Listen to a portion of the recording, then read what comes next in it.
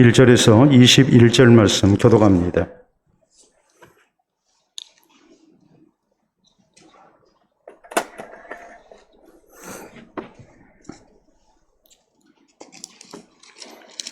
열왕기하 25장 1절에서 21절 말씀 교독합니다. 시드기야 제9년 열째 달 10일에 바벨론 왕 느부갓네살이 그의 모든 군대를 거느리고 예루살렘을 치러 올라와서 그 성에 대하여 진을 치고 주위에 토성을 쌓음에 그의 넷째 달 9일에 성중에 기근이 심하여 그 땅 백성의 양식이 떨어졌더라.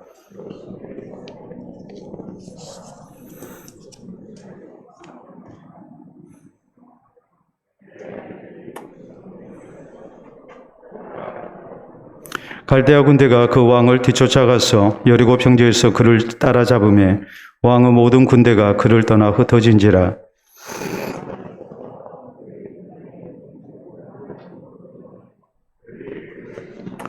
그들이 시드기야의 아들들을 그의 눈 앞에서 죽이고 시드기야의 두 눈을 빼고 노사슬로 그를 결박하여 바벨론으로 끌고 갔더라.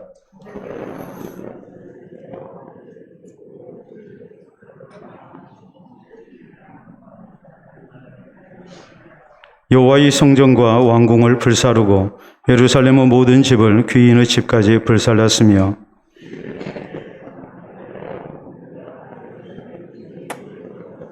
성중에 남아있는 백성과 바벨론 왕에게 항복한 자들과 무리 중 남은 자는 시위대장 느부사라단이 모두 사로잡아가고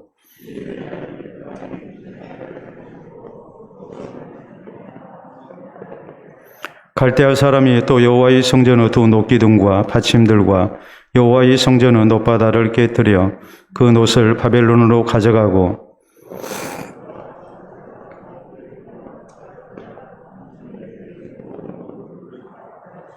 시위대장이 또 불 옮기는 그릇들과 주발들 곧 금으로 만든 것이나 은으로 만든 것이나 모두 가져갔으며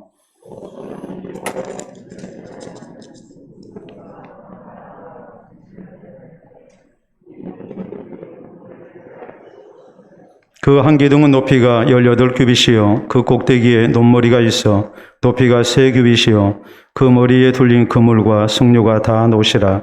다른 기둥의 장식과 그물도 이와 같았더라.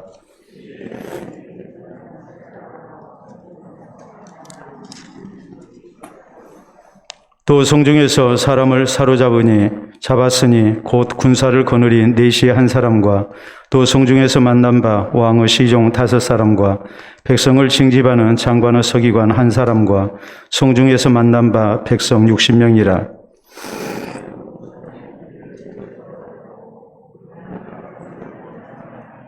바벨론 왕이 하마 땅 리블라에서 다 쳐 죽였더라. 이와 같이 유다가 사로잡혀 본토에서 떠났더라. 아멘. 기도 말씀 받도록 합니다.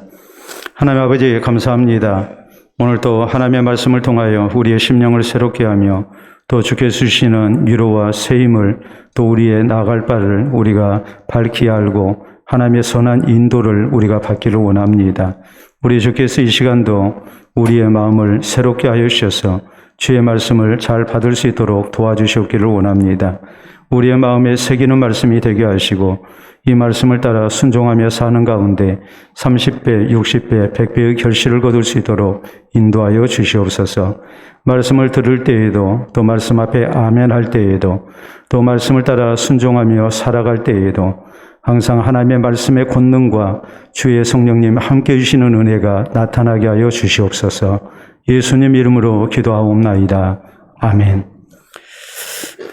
오늘 열왕기하 강의 62번째 시간입니다. 우리가 자주로 이렇게 하는 레크레이션, 놀이 가운데에 수건 돌리기 게임이 있죠. 특정 노래를 이렇게 부르면서 수건을 이제 옆에 사람이 이렇게 돌리게 되고, 그 노래가 끝날 때 이제 수건을 가지고 있는 사람이 순례가 되는, 그리고 이제 벌칙을 이렇게 수행해야 하는 그런 이제 놀이입니다. 아마도 이 자리에 계신 분들 그런 수건 돌리기 게임을 한 번쯤은 다 해보셨을 터이고, 또 수건 돌리기 게임이 이제 무엇인가를 잘 아시라고 믿습니다. 그뿐만이 아니라 우리가 쓰는 말 가운데 이제 폭탄 돌리기라는 말이 있죠. 폭탄이 이렇게 도화선에 불이 붙었다면 시간이 되면 터지게 되어 있습니다. 그것이 나한테 터지지 않도록 옆에 사람에게 이제 계속 돌리는 거죠. 그러다가 이제 도화선에 이런 모든 것이 다 타버리게 되면 이제 점화가 돼서 이제 폭탄이 터지는 겁니다. 어떤 곤란한 일에 대해서 이제 다른 사람에게 자꾸 책임을 전가하고 또 이렇게 돌리는 그런 경우를 우리가 이제 수건 돌리기 게임에 비유할 수가 있겠고 또 폭탄 돌리기라는 용어를 우리가 사용할 수가 있습니다. 속된 말로 수건 돌리기 게임에서 노래가 끝나서 내가 수건을 가지고 있다면 참 재수없게 걸렸다라는 생각을 우리가 할 수밖에 없죠. 처음에는 여유롭게 노래를 부르고 웃으면서 시작을 했지만 노래가 끝나갈 즈음이 되면은 이제 마음이 바빠지기 시작합니다. 그래서 빨리빨리 이제 수건을 돌려야 하는 그런 이제 상황이 생기게 되죠. 폭탄 돌리기도 마찬가지입니다. 처음에는 어느 정도 여유가 있다 할지라도 이것이 도화선에 불이 붙어서 이제 다 타가지고 점화 시기가 이렇게 다가왔다고 생각하면 그때부터는 굉장히 긴장을 하게 되고 이제 두려운 생각이 들 수밖에 없는 것이죠. 그리고 이 폭탄이 터지기 전에 뭔가 빨리 조치를 취하지 않으면 내가 큰 화를 당할 수밖에 없다는 것을 우리가 잘 압니다. 책임을 져야 할 사람들이 책임을 지지 않냐고 다른 사람에게 자꾸 책임을 전가하고 그리고 이렇게 다음 내 뒤를 잇는 이 후임자에게 그런 어려운 책임을 자꾸 이렇게 전가시키는 그런 행위를 우리가 이제 폭탄 돌리기라고 이렇게 이제 얘기를 할 수가 있습니다. 우리는 지난 시간에 유다의 19대 여호야긴 왕에 대해서 말씀을 살폈습니다. 여호야긴 왕은 이전의 왕들의 실패를 통해서 전혀 배우지를 못했습니다. 또 환란을 당했을 때에 이 여호야긴 왕은 친애굽 정책을 펴서 하나님보다는 이렇게 강대국을 의지했습니다. 그러다가 이제 바벨론 왕 느부갓네살의 침공을 당해서 이 사람은 이제 망하게 됩니다. 느부갓네살 왕은 와서 이렇게 여호야긴을 이제 끌어가고 포로로 끌어가고 그리고 그의 아자비가 되는 숙부가 되는 시드기야를 이렇게 유다의 20대 왕으로 이제 옹립을 하게 됐다. 여기까지가 우리가 지난 시간에 살폈던 말씀의 내용입니다. 오늘 성경 말씀은 이 20대 시드기야가 이제 유다의 마지막 왕이 된 그런 비운의 왕이 됐음을 우리가 말씀을 하고 있죠.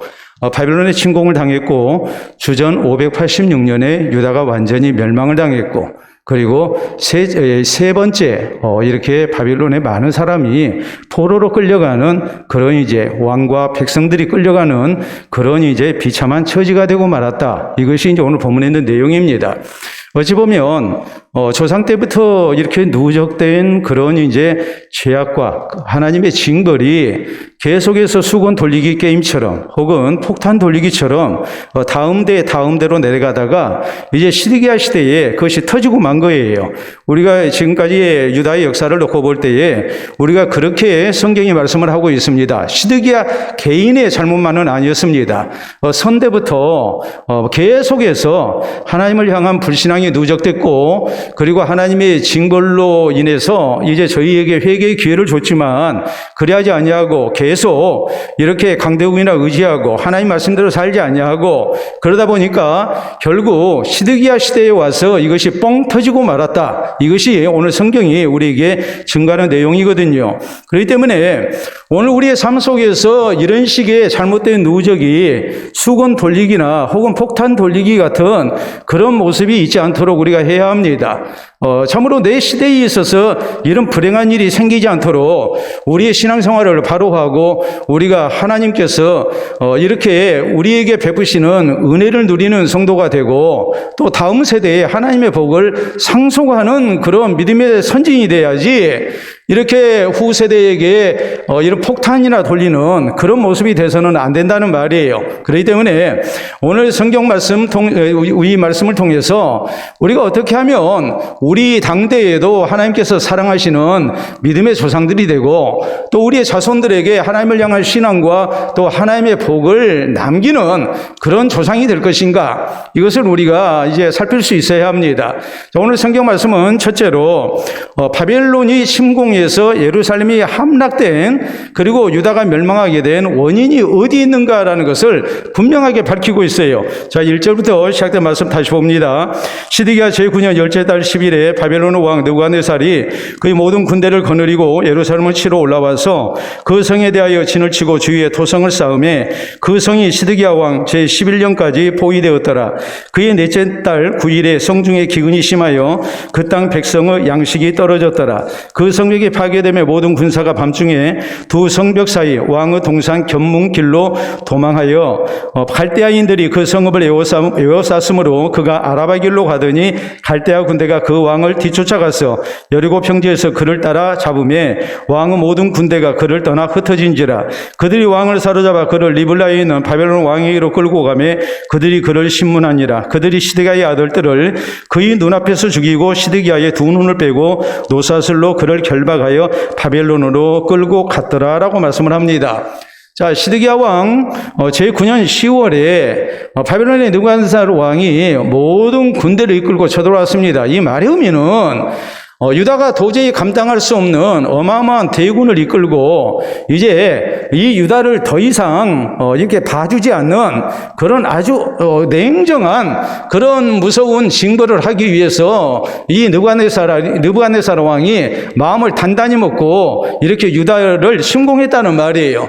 포위를 했죠. 그래서 결국 이제 제11년 4월에 이렇게 유다가 예루살렘이 이제 함락되고 맙니다. 그러니까 전체적으로 볼 때에 느부갓네살의 바벨론 군대가 쳐들어와서 예루살렘을 포위했을 때에 시드기야와 유다 백성들은 1년 6개월 동안 항전을 했어요.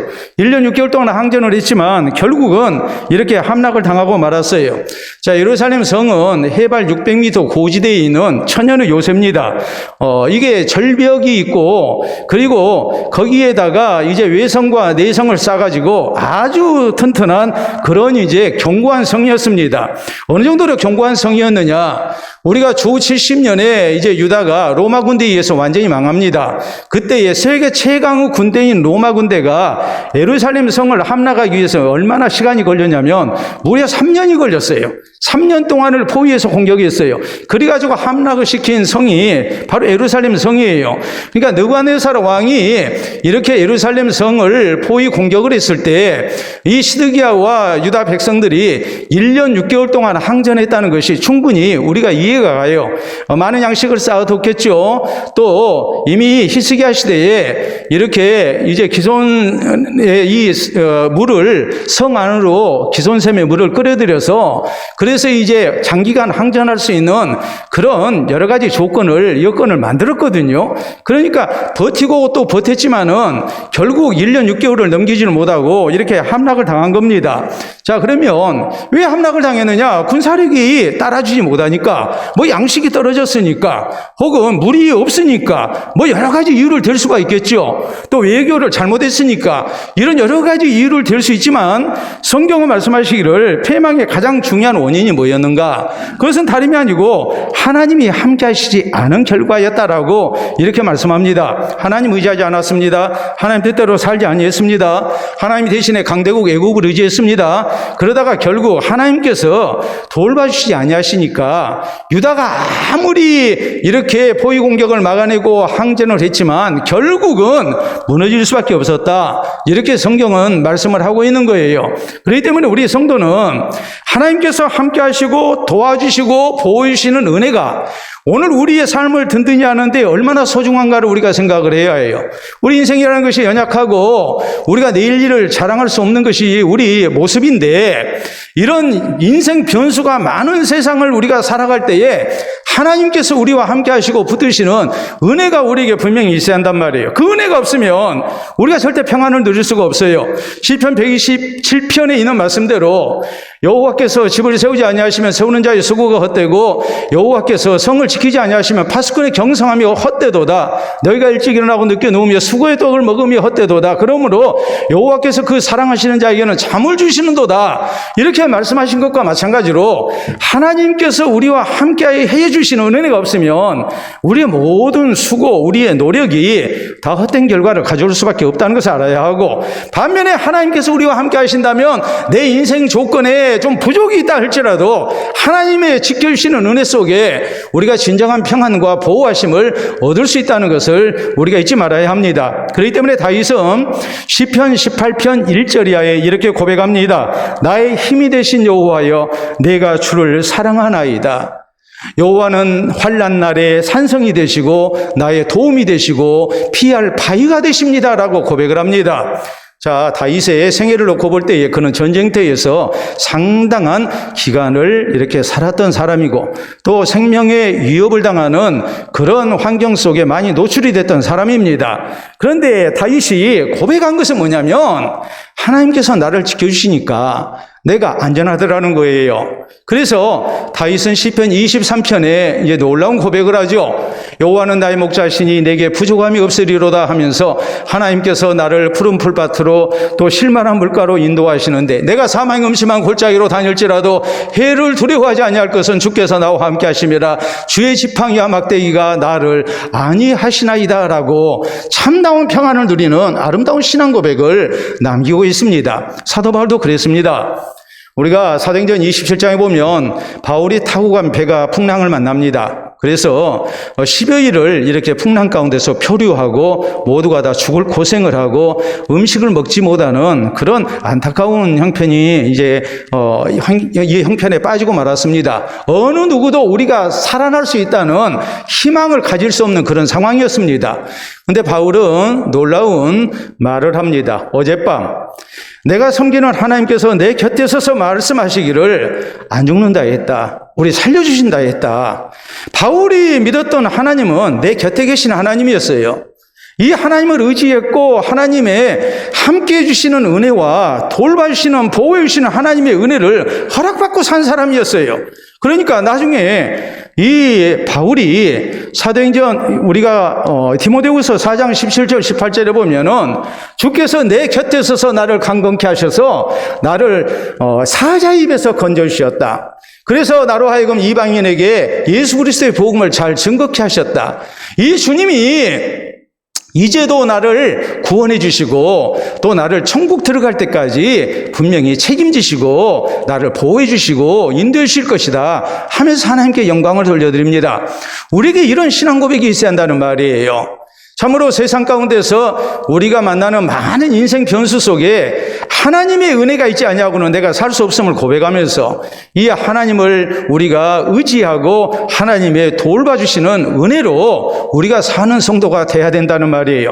자, 우리가 도로에 나가면 이런 것을 많이 봅니다. 자, 여러분 사진을 보시게 되면 이제 도로에 운전할 때 저렇게 노란 빗금으로 친 그런 이제 구역이 나옵니다. 저것을 우리는 안전구역이라고 얘기를 합니다. 안전지대입니다. 어떤 사고를 당했다 할지 했을 때 교통사고가 나오고 그러면 차량이 대피할 수 있는 그런 이제 공간입니다. 저기는 보통 때 주차해서도 안 되고 저기에 운행을 해서도 안 됩니다. 자, 다음 사진을 보시게 되면 역시 저게 안전지대거든요. 근데 이렇게 차량만 보호하는 안전지대가 있는 것이 아니고 안전구역이 있는 것이 아니고 보행자를 위한 안전구역도 있습니다. 자, 그래서 교통섬이 있고 우리가 다음 사진을 보시게 되면 이제 저런 식으로 횡단보도 옆에 저런 이제 안전구역이 노란 빗금으로 이렇게 사선으로 이제 표시가 되어 있습니다. 다음 사진도 역시 마찬가지죠. 횡단보도 옆에 저렇게 안전구역이 이제 표시가 되어 있죠. 다음 사진도 우리가 보시게 되면 저런 식으로 이제 표시가 되어 있거든요.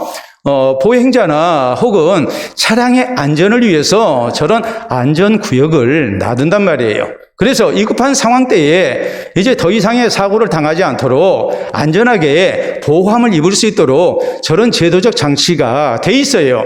그런데 우리 인생 변수가 많은데 우리의 안전지대는 어디 있는가?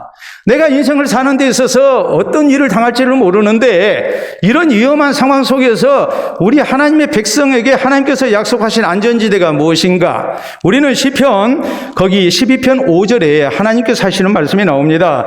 하나님을 의지하는 백성들을 안전한 지대에 내가 두리라라고 하나님께서 약속하십니다. 여러분, 우리가 살아계신 하나님을 의지하고 살면 하나님께서 주의 백성과 같이 하시고 세상의 많은 위협으로부터 지켜주시는 안전함과 평안함이 있음을 우리에게 말씀을 하십니다. 자, 고린도전서 10장 13절에 있는 말씀대로 너희가 감당치 못할 시험 당함을 하나님께서 허락하지 아니하신다. 하나님은 미쁘사 우리에게 이렇게 감당할 수 있는 은혜도 주시고 피할 기도 주시는 하나님이시다. 이 하나님을 우리가 믿고 신뢰하고 하나님 의지하고 살아야 한다. 성경이 그렇게 강조를 하죠. 여러분, 시드기야와 유다 백성들은 살아남기 위해서 온갖 방법을 다 동원했습니다. 근데 문제는 가장 중요한 하나님을 찾지를 아니한 거예요. 하나님을 의지하지 않은 거예요. 그러니까 그런 모든 것이 결국은 헛된 결과로 끝나고 말았어요. 나라는 결국 무너지고 말았어요. 시드기야는 비참한 죽음을 당했어요. 여러분, 오늘 우리의 삶 속에 이런 부분이 있어서는 안 됩니다. 내가 인간적으로 세상적인 방법으로 내가 할 수 있는 모든 최선은 다 했는데 문제는 하나님을 찾는 신앙은 없었습니다. 하나님 없이 내가 세상 것으로 나를 지키려고 노력했습니다. 그 모든 것은 결국 다 헛되게 끝날 수밖에 없습니다. 오히려 세상 것은 좀 부족하다 할지라도 내 부족을 하나님이 메꿔주심을 우리가 굳게 믿고 하나님을 찾고 하나님을 의지하고 사는 신앙으로 사는 성도가 돼야 됩니다. 하나님이 나의 산성이 되시고 또 환난 날에 도움이 되시고 피할 바위가 되심을 고백하면서 우리가 하나님을 향한 신앙으로 살게 될 때에 하나님이 주시는 평안이 있고 또 안전한 보호가 있음을 하나님이 나를 위해서 예비해 두신 안전지대가 있다는 것을 우리가 분명하게 믿고 이 하나님을 바라며 사는 우리 모두가 될 수 있기를 바랍니다. 다음 두 번째로 오늘 성경 말씀을 보면 이제 예루살렘 성전이 파괴됐다는 사실을 이렇게 언급을 해요. 자, 8절 이하의 말씀 봅니다. 바벨론 왕 느부갓네살 19째 해 5월 7일에 바벨론 왕의 신복 시위대장 느부사라단이 예루살렘에 이르러 여호와의 성전과 왕궁을 불사르고 예루살렘의 모든 집을 귀인의 집까지 불살랐으며 시위대장에게 속한 갈대아 온 군대가 예루살렘 주위의 성벽을 헐었으며 성중에 남아있는 백성과 바벨론 왕에게 항복한 자들과 무리 중 남은 자는 시위대장 느부사라단이 모두 사로잡아가고 시위대장이 그 땅의 비천한 자를 남겨두어 포도원을 다스린 자와 농부가 되게 했다. 그리고 이제 13절에서 17절까지 말씀을 보면은 이제 성전이 다 파괴가 되고 성물을 약탈당한 그런 일이 이제 나오죠. 갈대아 사람이 또 여호와의 성전의 두 놋기둥과 받침들과 여호와의 성전의 놋바다를 깨뜨려 그 놋을 바벨론으로 가져가고 또 가마들과 구삽들과 부집개들과 숟가락들과 섬길 때에 쓰는 모든 놋그릇을 다 가져갔으며 시위대장이 또 불 옮기는 그릇들과 주발들 곧 금으로 만든 것이나 은으로 만든 것이나 모두 가져갔으며 또 솔로몬이 여호와의 성전을 위하여 만든 두 기둥과 한 바다와 받침들을 가져갔는데 이 모든 기구 논무게는 헤아릴 수 없었으니 그 한 기둥의 높이가 18규빗이요 그 꼭대기에 논머리가 있어 높이가 3규빗이요 그 머리에 둘린 그물과 석류가 다 놋이라 다른 기둥의 장식과 그물도 이와 같았더라 해서 이제 성전이 예루살렘 성이 4월에 이렇게 함락이 됐는데 5월이 돼서 이제 성전도 파괴되고 왕궁도 다 불타고 그리고 예루살렘이 철저히 파괴된 가운데 성전의 모든 성물들이 이렇게 다 부서지고 약탈당해서 이제 바벨론으로 옮겨지게 됐다. 성경이 이렇게 말씀을 하죠. 자, 당시 유다 백성들은 예루살렘 성전이 자기들을 지켜줄 것이라고 생각을 했습니다. 그런데 예루살렘 성전이 지켜주지 아니했습니다. 저희가 왜 예루살렘 성전이 지켜줄 거라고 기대를 했는가? 그것은 예루살렘 성전은 하나님의 임재가 있는 상징적인 장소예요. 그렇기 때문에 이들은 하나님이 우리 가운데 계신다고 생각을 했어요. 그러니까 아무리 바벨론 군대가 쳐들어온다 할지라도 우리는 하나님이 지켜주신다고 믿었던 겁니다. 그런데 하나님께서 이미 에레미야 선지자를 통해서 경고하신 말씀이 있어요. 우리가 에레미야서 7장 1절 이하에 있는 말씀을 보면 하나님께서 에레미야에게 말씀하십니다. 너 예루살렘 성전 입구에 서서 이 성전에 나오는 백성들을 향해서 외치도록 해라. 너희는 이것이 여호와의 성전이라 여호와의 성전이라 여호와의 성전이라 하는 거짓말을 믿지 마라. 내가 이 성전에 있지 아니하다. 하나님께서 말씀하시거든요. 분명히 예루살렘 성전을 세우고 하나님이 거기 계신다고 믿고 거기서 예배를 드리고 또 하나님의 은혜를 구하고 이렇게 살아왔는데 하나님 하시는 말씀이 에레미야 선지자를 통해서 하시는 말씀이 이것이 여호와의 성전이라는 거짓말을 믿지 마라고 그러거든요. 내가 여기 있지 않다고 하나님 말씀을 하세요. 그리고 왜 하나님이 안 계시는가? 제가 형식적으로 예배를 드렸습니다. 하나님 앞에 바로 살지를 못했습니다. 그러니까 하나님께서 성전에 안 계시고 성전을 떠나버렸다고 이렇게 말씀을 하십니다. 그리고 하나님 말씀하십니다. 너희 행위를 옳게 하라. 그러면 내가 돌아오겠다. 하나님 그렇게 말씀하시거든요. 그렇기 때문에 당시 유다 백성들의 하나님을 향한 신앙이라는 것은 너무나도 형식적인 거였어요. 하나님을 향한 진실이 없었어요. 간절함도 없었어요. 그렇게 섬기다 보니까 성전이 있었지만 그 성전이 저희를 지켜주지 못한 거예요. 성전에 하나님이 계셔야 하나님이 지키시고 도우신 은혜가 나타나는데 하나님을 제대로 섬기지 아니하니까 성전에 하나님이 안 계신 겁니다. 성전에 나와서 예배는 열심히 드리고 환난을 만나서 기도하고 했지만 하나님의 구원의 역사는 안 나타났다는 말이에요.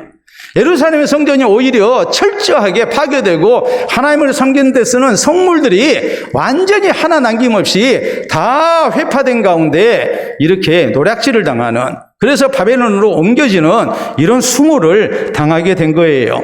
그렇기 때문에 우리의 신앙이 어떤 모습이 돼야 된다는 것을 깨닫게 합니까? 우리가 성전 우상주의에 빠져서는 안 돼요.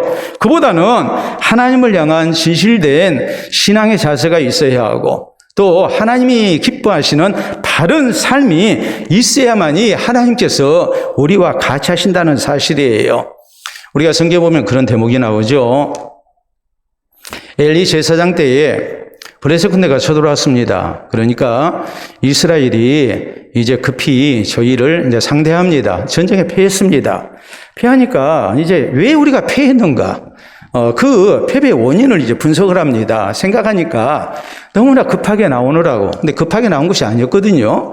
평소에 하나님을 찾지 않는 백성이었어요. 그러니까 예를 들어서 블레셋이 이렇게 쳐들어왔다면 우리도 많은 군대를 거느리고 와서 상대하면 우리가 이길 것이다 생각하고 이렇게 응전을 했던 건데 이들이 이 하나님의 임재의 상징인 여호와의 언약궤 없이 전쟁터로 나온 거예요.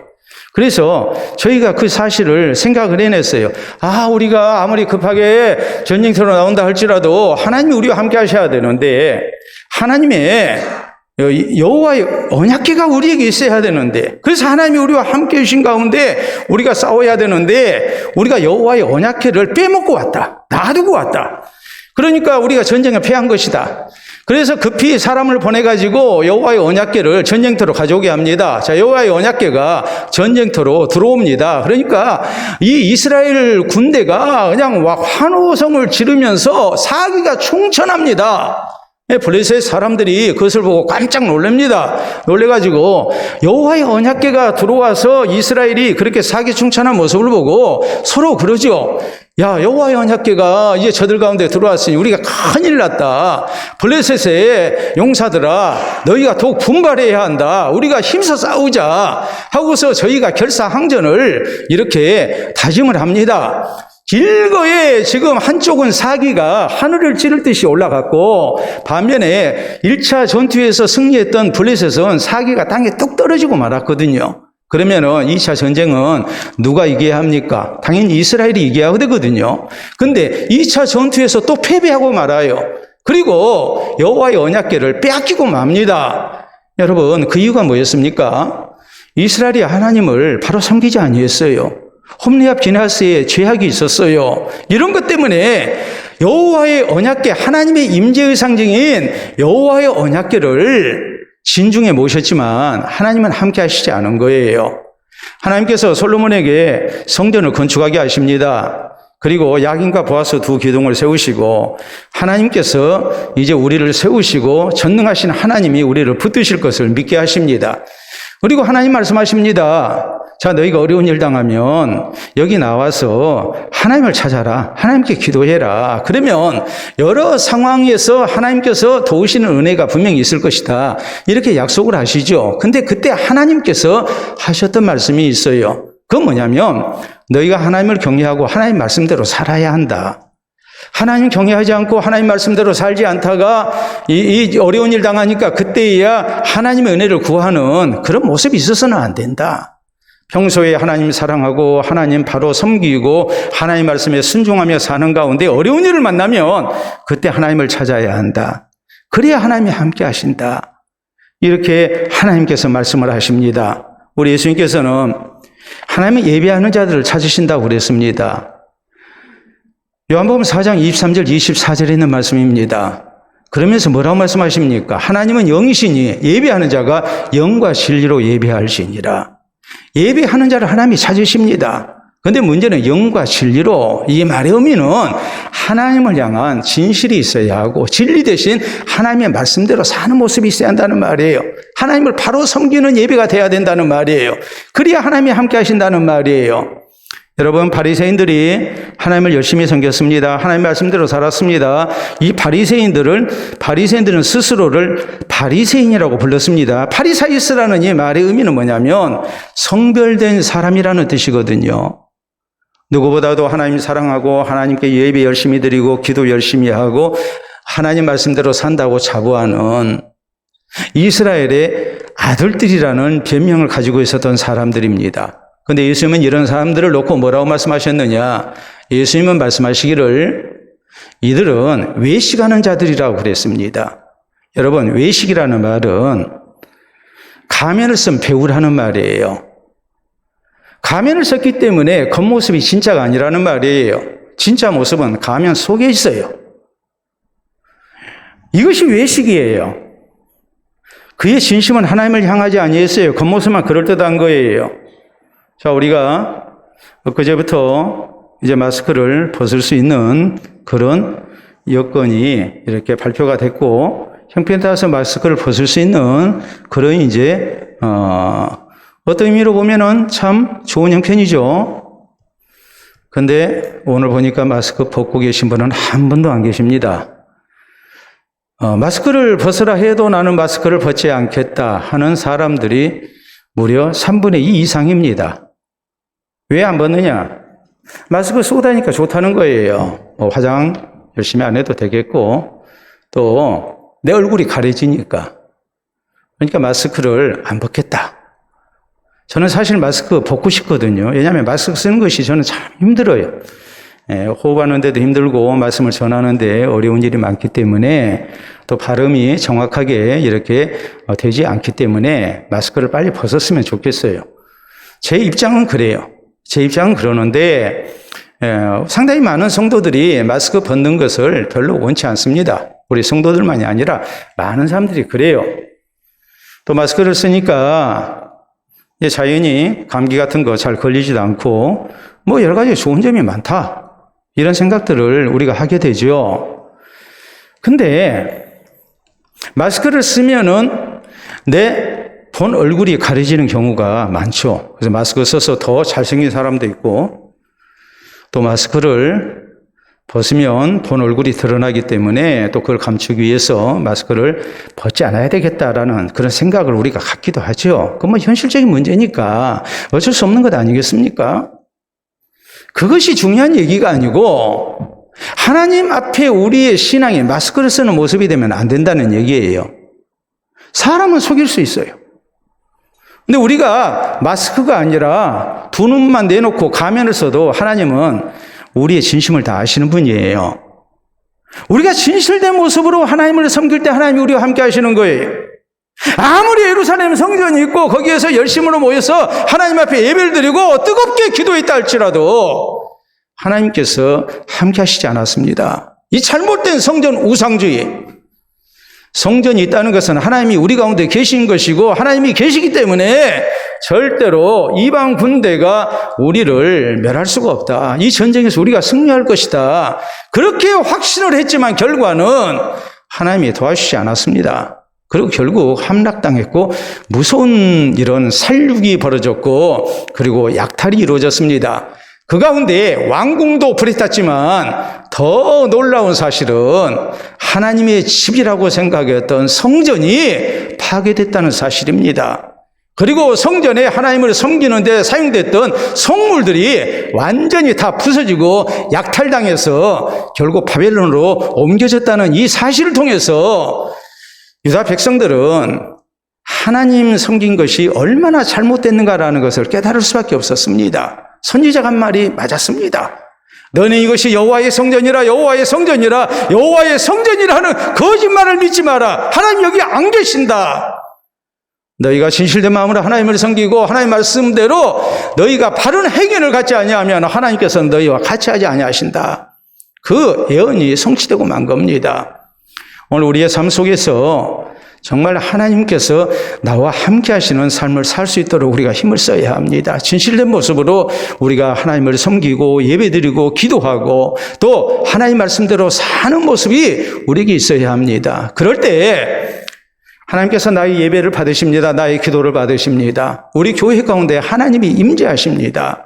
그리고 하나님이 우리를 지켜주시고 또 하나님께서 도와주시고 선한 길로 인도해 주시는 은혜를 우리가 허락받을 수 있습니다. 예루살렘 성전이 철저히 파괴된 모습, 이 모습을 우리가 생각하면서 이스라엘 백성들, 유다 백성들의 하나님을 향한 기대와 소망이 왜 이렇게 완전히 파괴되고 무너졌는가?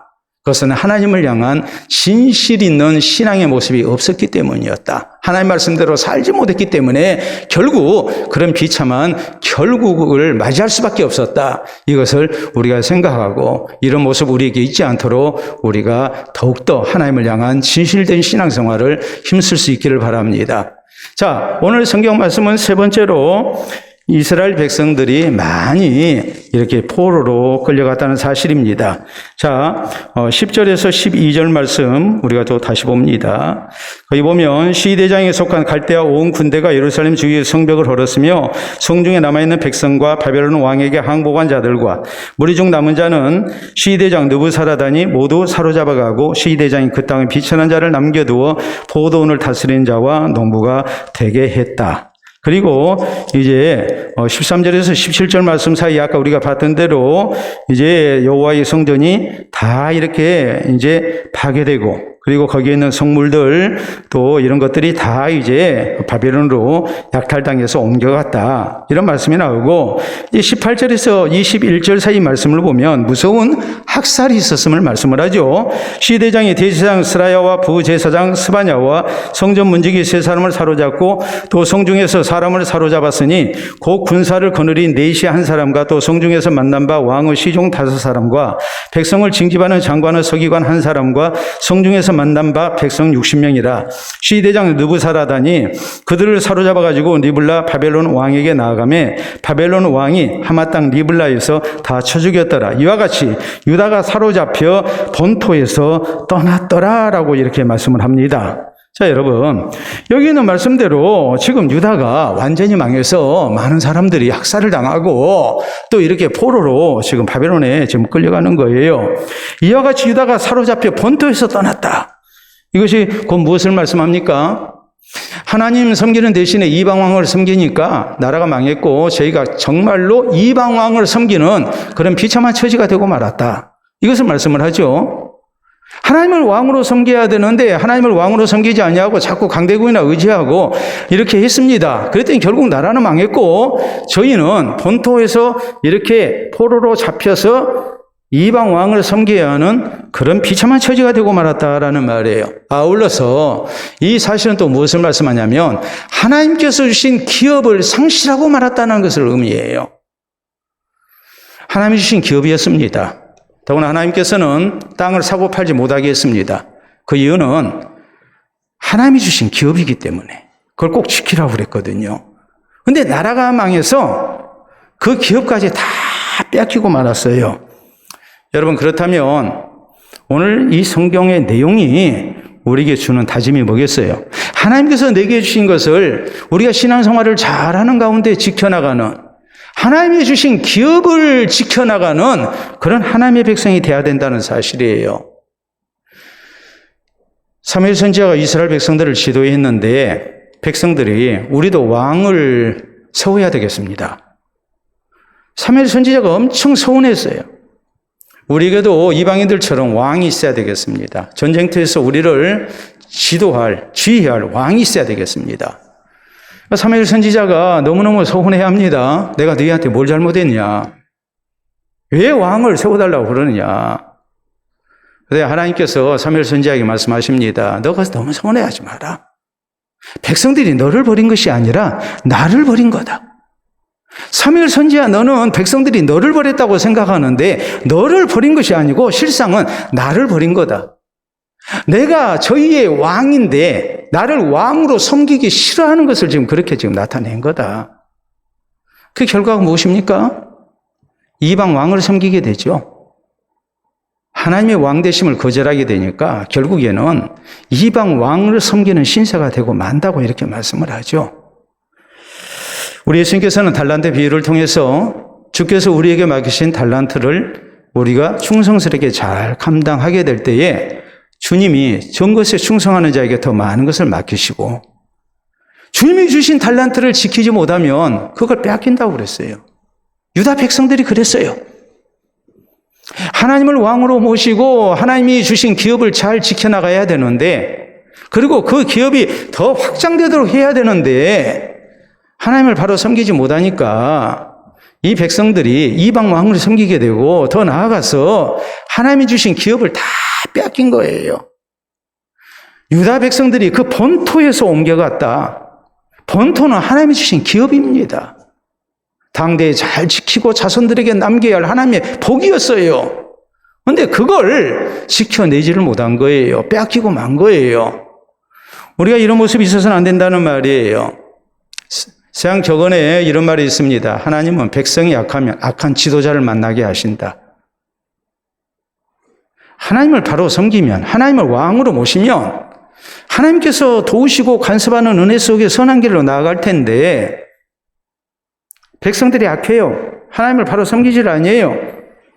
그러면 하나님께서는 더 악한 지도자를 만나게 하신다. 그래서 회개는 뭐냐? 회개는 뭐냐 했을 때 회개를 가리켜서 정권 교체다라고 말합니다. 우리가 회개했다는 그 회개의 의미가 뭐겠습니까? 내 인생의 왕이 내가 아니에요. 재물도 아니에요. 세상 것 아니에요. 이제는 하나님이 나의 왕 되십니다. 정권 교체가 일어난 거예요. 하나님을 왕으로 모시고 하나님 앞에 순종하고 하나님 의지하고 사는 것, 하나님의 보호 속에서 사는 것이 진정한 의미의 회개예요.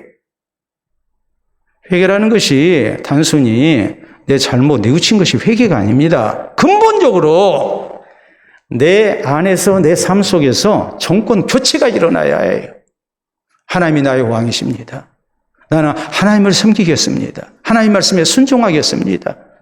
하나님이 주시는 은혜로 살겠습니다. 하나님이 나를 보호해 주시는 은총을 내가 바라며 살겠습니다. 이것이 진정한 의미의 회개예요.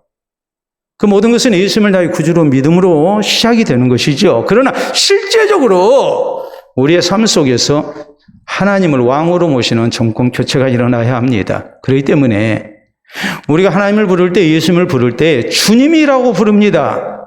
주라는 말은 다른 말이 아니고 나의 왕이라는 말입니다. 자, 여러분, 2017년도에 상영됐던 이런 영화가 있습니다. 자, 여러분 보시게 되면 더 킹. 여기 작은 글씨로 중간에 적어져 있죠. 대한민국의 왕은 누구인가? 저게 나온 내용은 검찰공화국을 얘기합니다. 검사들이 자기들이 이 나라의 왕이라고 생각합니다. 그걸 지금 지적하고 있는 내용이거든요. 오늘의 현실이 지금 그러고 있어요. 근데 이 나라의 왕은 누구신가 했을 때에 나도 아니고 검사들도 아니고 대통령도 아니고 오직 하나님이신 것을 우리는 믿고 고백해야 합니다. 하나님이 내 삶의 왕이 되셔야 해요. 하나님이 왕이 되실 때 우리가 신앙생활을 바로 하고 있는 거예요. 그걸 우리가 잊지를 말아야 해요. 왕 되신 하나님을 바로 섬기는 가운데 하나님께서 우리 가운데 같이 하시고 또 하나님이 주신 기업이 날로 더 번성하고 복된 그런 결과를 우리가 얻을 수 있도록 해야 합니다.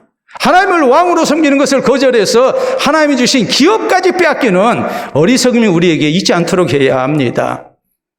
오늘 이 말씀을 우리가 생각하면서 더욱 진실된 모습으로 하나님을 나의 왕으로 모시고 하나님 말씀에 순종하고 바로 사는 가운데 하나님이 주신 기업을 지키고 그 기업이 더욱더 풍성해지는 이런 은혜까지 우리가 허락받을 수 있기를 바랍니다. 우리는 그런 얘기를 합니다. 재물의 복보다도 더 중요한 것은 사람 잘 만나는 복이다라고 얘기합니다. 여러분 그렇죠? 재물의 복보다도 더 중요한 것은 사람 복입니다. 사람을 잘 만나야 합니다. 그런데 사람 복보다도 더 중요한 것은 무엇인가? 하나님의 복입니다. 우리 성도는 이 세상의 그 어떤 복보다도 하나님의 복이 가장 소중하고 이것이 진짜 복이라고 우리는 믿어야 해요. 유다가 이것을 잘못했어요. 하나님의 복을 무시했어요. 유다가 세상 왕을 섬기고 강대국 의지하고 하나님 앞에 바로 살지를 못했습니다. 하나님을 향한 진실이 없었습니다. 하나님을 바로 의지하고 하나님을 바로 섬기는 그런 모습이 없었습니다. 그래서 결국 유다는 망하고 말았습니다. 오늘 주신 말씀을 우리가 생각하면서 우리가 세상 것보다도 하나님 의지하고 살고 또 살아계시는 하나님을 바로 섬기고 하나님 말씀에 순종하고 살아서 우리 하나님께서 정말 우리의 왕 되신 가운데에 하나님의 베푸시는 은총으로 사는 그리고 하나님이 주시는 기업을 지켜나가는 또 더 풍성한 기업을 얻는 그런 우리가 돼야 됩니다. 오늘 이 말씀을 통해 우리가 폭탄 돌리는 사람이 아니라 하나님이 주시는 복을 가지고 주님의 아름다운 영광을 찬미하면서 또 하나님께서 우리에게 약속하신 복을 우리의 자손들에게 남기는 믿음의 조상되는 은혜가 우리 모두에게 있기를 바랍니다. 기도합니다. 오늘 주신 말씀 생각하면서 오늘 나는 폭탄 돌리기를 하고 있는 사람인가? 수건 돌리기 게임을 하고 있는 사람인가? 혹시라도 그런 모습은 아닌가? 우리 자신을 다시 한번 돌아봅시다. 그리고 진실된 모습을 하나님 의지하고 하나님 말씀 순종하고 사는 가운데 우리 하나님께서 나의 왕 되시고 우리 하나님께서 주신 기업을 잘 지키고 더 풍성한 기업을 누리는 아름다운 은혜 그리고 주님 주신 이 풍성한 기업을 또 우리의 자손들에게 남기는 믿음의 소상될 것을 우리가 다짐합니다. 기도합시다.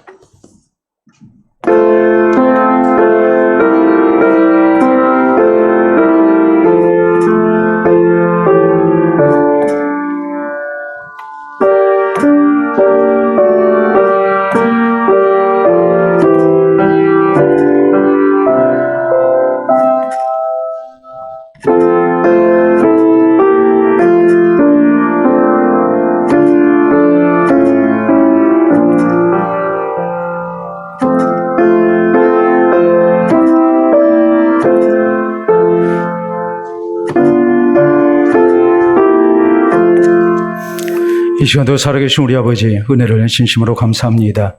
온 세상을 창조하시고 홀로 다스리고 계시는 하나님을 우리가 이 시간 말씀을 통하여 다시 한번 살피게 하시고 이 하나님 앞에 하나님의 백성된 진실된 모습으로 우리가 주를 섬기며 또 주를 의지하며 또 주 앞에 합당하게 살 것을 다짐토록 해주시오니 진심으로 감사합니다.